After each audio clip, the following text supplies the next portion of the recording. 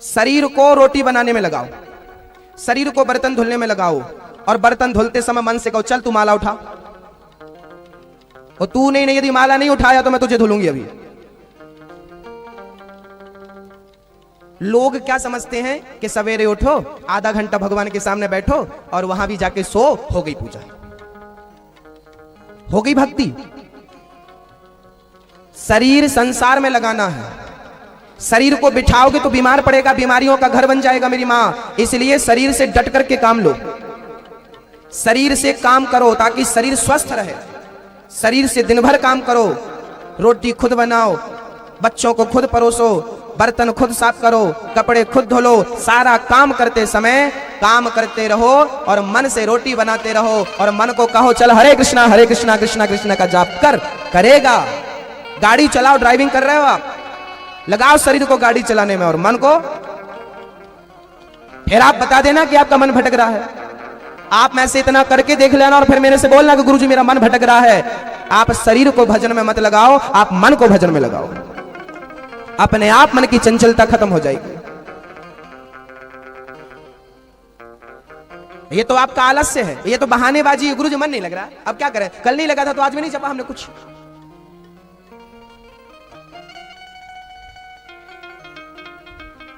रसगुल्ला, यहां यदि मैं रसगुल्ला, मैं आपको कथा सुनाऊं और कथा सुनाते समय यहां बाजू में यदि रसगुल्ला रख दूं ना तो आपके 50 बार रसगुल्ला जाएगा कि नहीं? मन बार बार कहां जाएगा? बार बार मन जा रहा है, मन। कथा कानों से नहीं सुनी जाती। एकलव्य और गुरु द्रोणाचार्य की बात तो सुनी होगी कभी आपने। एकलव्य जो था ना, गुरु द्रोणाचार्य जी का शिष्य ही था, लेकिन उसने कभी पास से शिक्षा प्राप्त नहीं करी। अर्जुन को वो धनुर्विद्या सिखाते और ये छिप करके पेड़ की छांव में खड़ा हो जाए चुपके से, बिल्कुल शांति से, और देखता रहे, कुछ ना करे, देखता रहे। इतने दूर से उसने देख लिया और इतना बढ़िया देख लिया, इतना बढ़िया सीख लिया कि अर्जुन से अच्छा शिष्य बन गया, अर्जुन से अच्छा धनुर्धर बन गया। अर्जुन ने शरीर से सीखा था, जबकि एकलव्य ने शरीर से नहीं मन से सीखा था। और वही विद्यार्थी सबसे महान होता है जो मन से पढ़ाई करता है, मन से कार्य करता है। लोग मम्मी क्या बोलती है, बेटा मन से पढ़ थोड़ा। आज मैंने इस विषय पर यदि इतने अधिक प्रकाश डाला है तो मात्र इसलिए डाला है कि आप लोग समझ सको। और आज की प्रसंग के बाद, कथा के बाद भी यदि आपने मन की दृष्टता को नहीं समझा, दुष्टता को नहीं समझा, तो फिर कोई आपको समझा नहीं सकता। मन को आपके शरीर से इतना अलग थलग करके आपको कोई और नहीं समझा सकता। आपने आज नहीं समझा तो हमेशा मन की गुलामी करते रहोगे। अब ये रोना कभी मत रोना कि हमारा मन नहीं लग रहा है। मन भी आपके बेटे की तरह है। बच्चों को डांटो ना, मारो ना तो दुष्ट हो जाते हैं, बिगड़ जाते हैं। इसलिए माँ क्या करती है, समय समय पर डांटती, आंख दिखाती, मारती है, जरूरत पड़ती तो आंख दिखाती, जरूरत पड़ती तो डांटती, और आंख और डांट से भी काम ना बने तो एक आंख जमा देती है गाल में। फिर बच्चों में क्या हो जाता है, सुधार हो जाता है। पहले आंख दिखाओ, फिर डांटो, और फिर ना हो एक मन को भी सिखाओ। मन चल सत्संग कर, ए मन चल भजन कर। आज राम राम जब, आज मैं बर्तन धुल रही हूं तू भजन करेगा, आज मैं दूध पका रही हूं तू भजन करेगा, आज मैं सासू मां के पांव दबा रही हूं, चल चल तू मंदिर में जा भजन कर। अब मन को ले जाओ, सास के पांव दबाओ, लेकिन भाव ये बना रहे कि मैं तो मंदिर में बैठ करके भगवान का चिंतन कर रहा हूं या कर रही हूं। मंदिर में रह करके भी आप मंदिर में नहीं रहते, लेकिन कभी कभी मंदिर के बाहर रहकर भी आप मंदिर के अंदर रहते हैं। शरीर से आप कहां हैं, किसी को कोई मतलब नहीं। और खासकर हमारे भगवान को तो इससे कोई मतलब नहीं कि आप शरीर से कहां हो, आप तन से कहां हो फर्क नहीं पड़ता, मन से कहां हो ये बहुत जरूरी है। मन से कहां हो, है ना, मन से कहां। एक बार दो चेले, गुरु जी के दो शिष्य गए थे वृंदावन बिहारी जी से मिलने। जैसे ही वो घर से निकले, यात्रा जैसे ही वो मथुरा के पास पहुंचे, मथुरा से वृंदावन मात्र 10 किलोमीटर है। मथुरा में पहुंचे कि वहां पर रात के 2 बज गए थे और सवेरे 4-5 बजे बिहारी जी के दर्शन होने थे। तो उसी समय पानी आ गया और मौसम ठंडा था, तो एक कुछ ठंडी लगने लगी। वहां पर एक नाचने वाली नाच रही थी। एक बोला यार चलो अभी 1 घंटा यहां बैठ लो, थोड़ा मौसम ठीक नहीं है और फिर चलते। दूसरा बोला ना यहां बैठोगे तो सुबह की आरती निकल जाएगी बिहारी जी की, इसलिए यहां नहीं। ये यहां कहां बैठ रहा है ये नाचने वाली? नहीं मैं थोड़ा देख लूं। एक बोला मैं नहीं रुकने वाला, बोला मैं तो रुकूंगा। एक रुक गया, नाच देखने लगा और दूसरा ठिठुरता हुआ वृंदावन पहुंचा, बिहारी जी की आरती में शामिल हुआ। बड़े प्यार से बिहारी जी की आरती हो रही थी, बहुत आनंद लिया, लेकिन वो ठिठुरता हुआ बिहारी जी के सामने खड़ा, ओ यहां तो भीड़ है। अब उसका दिमाग चला गया, ओहो मेरा मित्र कितना बढ़िया देख रहा होगा, वो नाच रही होगी और ये देख रहा होगा, इसका जीवन तो सफल हो गया। अब ये बिहारी जी के मंदिर में खड़ा है और चिंतन कर रहा है नाचने वाली का, और वो नाचने वाली के सामने बैठा था और रो रहा था, मैं कितना भागा हूं, कितना मूर्ख हूं, मैं घर से निकला था बिहारी जी के लिए और इस राक्षसी के सामने बैठा हूं। हे प्रभु मुझे माफ करना, मेरा मित्र कितना अच्छा है, वो अभी आपका दर्शन कर रहा होगा, अब मेरे बिहारी जी की आरती हो रही होगी, अब मेरे बिहारी जी के चरणों का वो दर्शन कर रहा होगा, रूप सुधा का पान कर रहा होगा, और मैं अभागा यहाँ बैठा हूँ। ये वैश्या के पास रह करके भी बिहारी जी के चिंतन में खोया है और वो बिहारी जी के पास भी खड़ा होकर के वैश्या के ध्यान में खोया है। देखिए तन से आप कहाँ हो मतलब नहीं, आप इंदौर में रहो लेकिन मन से अपने बिहारी जी के चरणों में रहो, अपने श्याम सुंदर की स्तुति आराधना में रहो, तन से मतलब नहीं। कपिल मुनि ने मां को ज्ञान दिया, मां मन बड़ा पापी है ना। मन राधे तेरे चरणों की, ये मन कब सुधरेगा? जब राधा रानी के चरणों की धूल हो, राधे तेरे चरणों की गर धूल जो मिल जाए, सच कहता हूँ राधे तकदीर बदल जाए। राधे तेरे चरणों की, रामा तेरे चरणों की गर धूल जो मिल जाए, सच कहता हूँ राधे तकदीर बदल जाए। राधे तेरे चरणों की।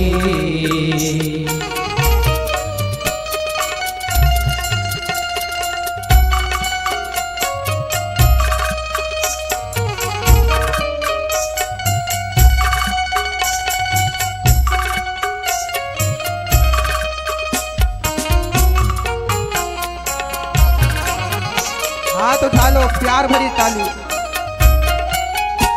सुनते हैं तेरी रहमत, दिन रात बरसती है। सुनते हैं तेरी रहमत, दिन रात बरसती है। सुनते हैं तेरी रहमत। हे राधा रानी, हमने तो सुना है कि आपकी कृपा भक्तों पर हमेशा बरसती है। सुनते हैं तेरी रहमत, दिन रात बरसती है। सुनते हैं तेरी रहमत, दिन रात बरसती है। एक बूंद जो मिल जाए, एक बूंद जो मिल जाए, दिल की कली खिल जाए। राधे तेरे चरणों की, श्यामा तेरे चरणों की।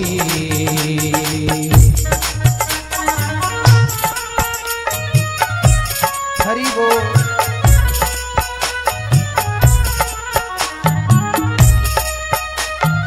जय हो राधा रानी सरकार की।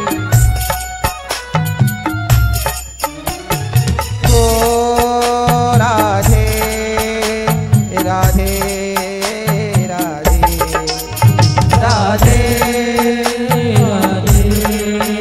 राधे राधे। ये मन बड़ा चंचल है, भजन करो। ये मन बड़ा चंचल है, कैसे तेरा भजन करूं। ये मन बड़ा चंचल है, कैसे तेरा भजन करो। ये मन बड़ा चंचल है, कैसे तेरा भजन करूं। जितना जितना जितना काम कर लूं। अच्छा एक काम करो, आज काम कर लेते हैं, कल कथा में जाएंगे। तो काम तो तुम्हारे जीवन भर का है, पर कथा तो मात्र 7 दिन की ही है। काम तो कल भी हो जाएंगे, परसों भी हो जाएंगे, पर आज की कथा कल नहीं होगी, कल दूसरी होगी। आज जो प्रसंग निकल गए, आज जो कथा निकल गई, वो कल थोड़ी आएगी, कल तो आगे की आएगी। पर काम तो आप कल का आज निपटा सकते थे, वही काम कल का वही काम आप आज कर सकते हो, लेकिन आज की वही कथा आप कल नहीं सुन सकते। इसलिए क्या जरूरी है, जब तलक रहेगी जिंदगी फुर्सत ना होगी काम से, कुछ समय ऐसा निकालो कि प्रेम कर लो घनश्याम से। भगवान से प्रेम करने का वक्त तो होता नहीं है, निकालना पड़ता है। मन संसार में ऐसे लगता है, अपने आप को बंधा हुआ मान लेता, मैं बंधा हुआ। अच्छा एक बात बताओ, आपकी जब मृत्यु आएगी, मृत्यु जब आपको लेने आएगी, उस समय आप बोलोगे यमराज से कि थोड़ा रुक जाओ, हम घर का काम और निपटा लें। उसी समय जाना पड़ेगा, जैसे थे वैसे ही जाना। खड़े हो तो खड़े खड़े, बैठे हो तो बैठे बैठे, लेटे हो तो लेटे लेटे। जहां हो जिस हाल में हो, मौत आएगी तो वैसे ही जाना पड़ेगा। बस यही तो है, मौत वैसे ही ले जाती है। जैसे है वैसे ही कथा में हमें आ जाना चाहिए। सुन करके अब समय हो गया। गोपियां वैसी ही चली गई थी, जब भगवान ने रास रचाया और बंसी बजाई, गोपियां जैसी थी वैसी ही दौड़ पड़ी थी।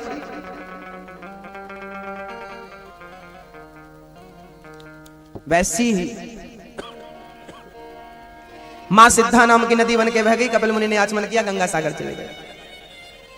बाकी तीर्थ बार बार, गंगा सागर एक बार।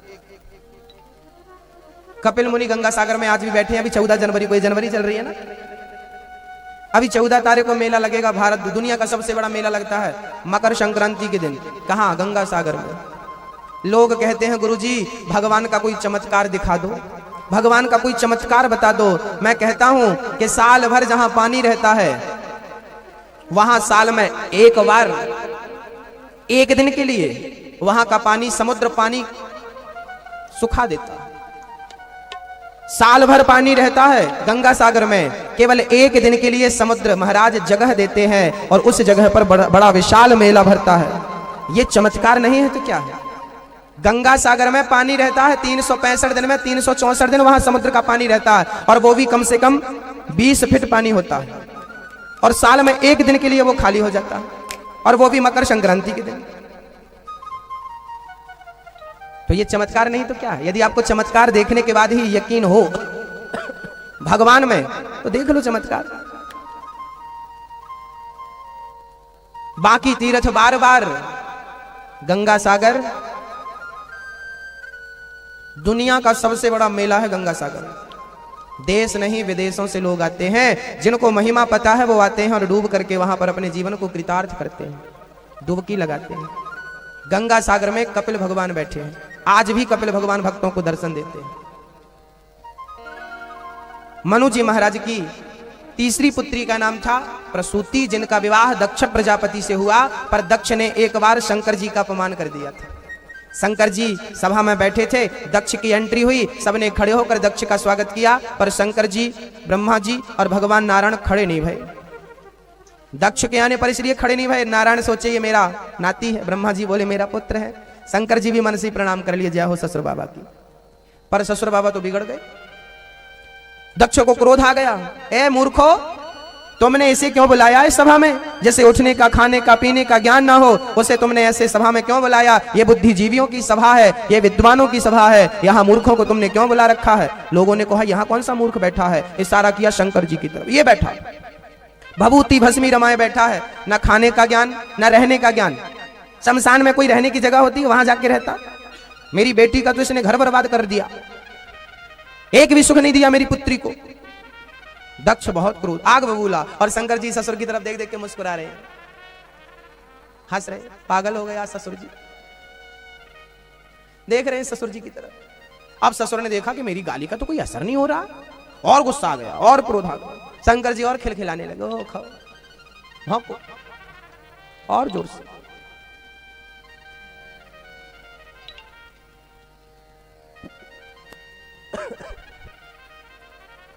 कीचड़ का असर कमल पर होता है क्या? कीचड़ का असर कमल पर नहीं होता। राम है वही, कृष्ण है वही, नारायण है वही, वामन है वही, धनवंतरी है वही, मोहिनी है वही, कच्छप है वही, सब है। इसलिए उनका नाम जो भी आप जप रहे हैं प्रेम से वो पर्याप्त है। नाम प्रेम से श्रद्धा से जपते रहे। नारद जी ने पिछले जन्म में जाप किया, पवित्र होकर आए, श्रेष्ठ पुरुष बने। भगवान का भजन जब तक नहीं करेंगे अंतःकरण पवित्र नहीं होगा। हृदय, ये जो हृदय है ना, ये पवित्र नहीं होगा, मन पवित्र नहीं होगा। और जब तक मन पवित्र नहीं होगा ईश्वर का साक्षात्कार नहीं होगा। अच्छा एक बात बताइए, गंदे पानी में आपका चित्र दिखाई पड़ेगा कि स्वच्छ पानी में आपका चित्र दिखाई पड़ेगा? हाँ, पानी गंदा हो तो क्या आपका प्रतिबिंब दिखाई पड़ेगा? और पानी निर्मल हो तो दिखता है ना। हाँ, यदि मन अपवित्र है, मलिन है, तो ईश्वर कैसे नजर आएगा? मन पवित्र हो जाएगा तो परमात्मा दिखाई पड़ने लगेगा। मन की शुद्धि ही परमात्मा तक पहुंचने का एकमात्र उपाय है, दूसरा कोई साधन नहीं है। श्री नारद जी महाराज ने बड़े प्रेम से कहा, व्यास जी ने भागवत की रचना की और महाभारत के महाग्रंथ से भागवत की शुरुआत श्री व्यास जी ने की। भीमसेन की गदा से दुर्योधन की जंघा टूट गई, मृत्यु की सैया पर दुर्योधन पड़ा था। गुरु द्रोणाचार्य का बेटा अश्वत्थामा आ गया। मित्र क्या चाहिए? कुछ नहीं, बस मेरी एक इच्छा पूरी कर दो, मैं पांडवों को मरा हुआ देखना चाहता हूं। अश्वत्थामा बोला, बस इतनी सी बात, अभी जाता हूं। चल पड़ा। रात के 2 बजे पांडव जहां सो रहे थे वहां पर अश्वत्थामा पहुंचे। उसके पहले भगवान कृष्ण पहुंचकर पांडवों को उठाते हैं। अच्छा, भगवान को पहले पता चल गया कि ये मेरे भक्तों को मारने आ रहा है। अच्छा, भगवान को न अपने भक्तों की इतनी चिंता होती है जितनी चिंता एक मां अपने बच्चे की करती है। बस समझ लीजिए, इतना प्रेम करते हैं भगवान अपने भक्त से। जितना आप करेंगे उतना वो करेंगे। अच्छा एक बात बताइए, आप कुएं में झांक कर जोर से बोलिए राम राम, तो जब कुएं में झांक कर बोलेंगे, जितनी जोर से बोलेंगे उतनी जोर से नीचे से भी आवाज आएगी कि नहीं? गूंजती है, आती है। आप बोलेंगे राम राम, अंदर से राम राम, राधे राधे, अंदर से राधे राधे।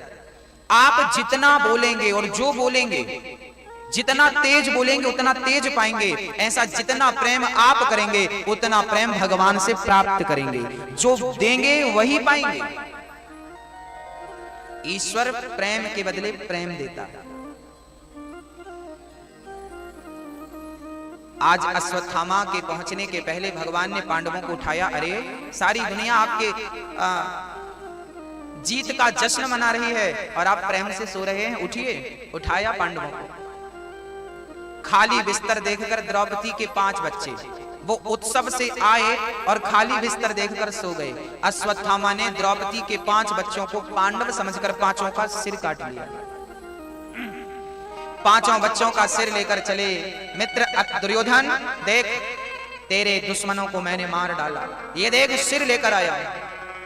देखा दुर्योधन ने, बड़ा प्रसन्न हुआ। मारे गए मारे गए मारे गए, पर ध्यान से देखा, अरे ये पांडव नहीं, ये तो पांडवों के पुत्र हैं। मित्र कहीं तुमने धोखे से मेरे बच्चों को तो नहीं मार डाला? ध्यान से देखा तो वो पांडव नहीं, पांडवों के 5 पांडवों के पुत्र थे। वो द्रौपदी के 5 ही बेटे थे, हर पांडव से एक। दुर्योधन धर्मराज युधिष्ठिर का एक बेटा था, भीम भैया का एक बेटा था, नकुल का, सहदेव का और अर्जुन का। ये सबके एक एक बेटे हुए थे द्रौपदी के गर्भ से। इन 5 बच्चों को अश्वत्थामा ने मार दिया। दुर्योधन पहले प्रसन्न हुआ कि पांडव मारे गए, बाद में दुखी हुआ कि पांडव नहीं पुत्र हैं। उसी समय वो मर गया। सुबह द्रौपदी ने देखा कि मेरे बच्चे सोकर नहीं उठे। जाकर देखा तो बिस्तर लहूलुहान था, पूरा रक्त रंजित, चारों तरफ रक्त ही रक्त था। द्रौपदी की आंखों में आंसू आ गए। मेरे बच्चों पर किसी ने अपनी दुश्मनी निकाली है। कभी कभी हम किसी का बिगाड़ने के लिए किसी भी हद तक जाकर गिर जाते हैं। हाँ? इसका बुरा करना है, अब कैसे भी करो करो, गलत बात। आज जो काम पुलिस करती है ना, पहले यही काम हमारे धर्म ग्रंथ किया करते थे। आज लोगों को ना पुलिस का डर होता है ना, हम गलत ना करें, कहीं पुलिस ना ले जाए, और ले गई तो लंबे से चले जाएंगे। लोग पुलिस से फिर भी डरते हैं, कोई नहीं चाहता कि हमारे घर में पुलिस आए। जितना डर आज पुलिस से है, पहले इतना ही डर ग्रंथों से था ना। झूठ नहीं बोलना चाहिए, नरक जाना पड़ेगा, पाप लगेगा। पहले पुलिस नहीं थी, कोई नहीं था, लेकिन फिर भी व्यक्ति गलत नहीं करता था, क्योंकि उसे डर था कि हमें पाप लगेगा, हम गलत नहीं करेंगे आपके साथ, वो डरता था। आज का व्यक्ति ना धर्म से डरता है, ना भगवान से डरता है, ना सदग्रंथों से डरता है। आज तो दिन में 10 बार झूठी कसम खाते हैं लोग भगवान की। दो बच्चे खेल रहे थे, एक ने बोला आउट, नहीं नहीं मैं आउट नहीं हुआ, तू झूठ बोल रहा है। अरे भगवान कसम, तू आउट हो गया। उसने बोला यार भगवान ने अपनी मां कसम खा। उसने बोला अच्छा चल बोल दे। मतलब भगवान की कसम झूठी खा सकते हैं, पर बच्चे फिर भी मां कसम खाने से डरते हैं। बहुत विचार करने लायक ये बातें हैं, गंभीरता से सोचने लायक। पहले लोगों को डर था कि हम आपके साथ दगा नहीं करेंगे, धोखा नहीं करेंगे, ईश्वर हमें माफ नहीं करेगा। आज ईश्वर को किसी का भय नहीं है, जबकि हर व्यक्ति को अपने कर्मों का फल यही भोगना पड़ रहा है कि नहीं? जैसी करनी वैसी भरनी, आज किया कल पाएगा। चढ़ता सूरज धीरे धीरे ढलता है, ढल जाएगा। गर्मी तो सूरज की भी नहीं चलती, 12 बजे थोड़ा गर्म, 3 बजे तक गर्म, शाम को फिर ढलता सूरज, ठंडा पड़ने लगता। डरिए, धर्म से डरिए, हमारे साथ हमारे द्वारा अधर्म ना हो जाए, हम धर्म के मार्ग पर चलें, हमसे अधर्म ना हो जाए। राजा हरिश्चंद्र अपनी पत्नी को बेचते हैं, अपने आप को बेचते हैं, बताइए किस लिए? धर्मो रक्षति रक्षितः, धर्म की रक्षा करना चाहते थे ना, धर्म पर आघात ना लगे। तो पुलिस से डरने की जरूरत नहीं है। आप ऐसा काम ही मत करो कि आपको डरना पड़े। सत्य के मार्ग पर चलिए, सत्य के पथ पर चलिए। एक सच्ची घटना मैं आपको सुना देता हूं। यह बहुत पुरानी घटना है, जबलपुर से जुड़ी घटना है। मध्य प्रदेश का एक शहर जबलपुर में मध्य प्रदेश का हाई कोर्ट है। उस हाई कोर्ट से जुड़ी एक घटना है, एक सच घटना है। बहुत वर्षों पहले एक संत जी रहा करते थे, साधारण रूप में रहा करते थे। गांव में सभी लोगों की गाय चराने ले जाया करते थे। सब लोग उन्हें 2-2 पैसे 5-5 पैसे दिया करते थे। सबसे पैसे लेते और गाय चराते। जो पैसा आता उसमें वो कभी संतों का भोजन कराते, कभी भंडारा कराते, मतलब वो सही मार्ग में धन को लगाते थे। और बड़े दिव्य पहुंचे हुए संत थे, गायों से प्यार था, इसलिए गाय चराते थे और गायों में गोविंद का दर्शन करते थे। हमेशा श्री कृष्ण श्री कृष्ण श्री कृष्ण जपते रहा करते थे। श्री कृष्ण जपते थे, प्रेम से जपते थे। एक दिन गांव में कुछ अमंगल हो गया और आरोप संत जी के माथे पे लगाया गया। गांव के कुछ दबंग लोग थे, उन्होंने गुनाह खुद किया और आरोप लगा दिया सीधे साधे संत पर, इसने चोरी की। गांव में कुछ लंबी चोरी हो गई। चोरी गांव के ही कुछ बुद्धिजीवियों ने किया और नाम लगा दिया संत जी का, इसने चोरी की। ये गाय चराने जंगल जाता है, इसने जंगल में कहीं धन रखा। जबकि संत जी ने चोरी नहीं की थी, वो पवित्र थे। वो जंगल में जाया करते, गाय चराया करते और जंगल के पेड़ पौधों से, जंगल के यहां तक कि पत्थरों से भी वो प्यार करते और बहुत स्नेह था। केस गांव से शहर हाई कोर्ट तक पहुंच गया। गांव के लोगों ने कहा कि इसने लंबी चोरी करी है। जज साहब ने पूछा आपने चोरी की है? ना, हमने चोरी नहीं की। क्या सबूत है आपके पास? आपकी गवाही कोई दे सकता है? बोले हाँ हमारी गवाही दे सकता है। कौन? बोले हमारी गवाही तो पत्थर भी दे सकते हैं। पत्थर? हाँ, संत जी ने ये कहा। बोले कब आ रहे हैं तुम्हारे पत्थर? जब आप कह दें तो ठीक है, परसों आप ले आए ना अपने गवाहों को। जज को लगा हो सकता है पत्थर नाम का कोई आदमी हो, ले आना। संत जी बोले ठीक है। संत जी गए, जिस पत्थर पर बैठा करते थे उससे सारी बातें कही कि भाई देखो झूठा आरोप लगाया जा रहा है, मेरी गवाही देने चलोगे? अंदर से आवाज आई, संत को स्वयं लगा के पत्थर कह रहा कि चलूंगा। भक्तों, कलयुग की घटना है। कहते हैं ना प्रेम में कितनी बड़ी ताकत होती है, प्रेम भी पिघल जाता है।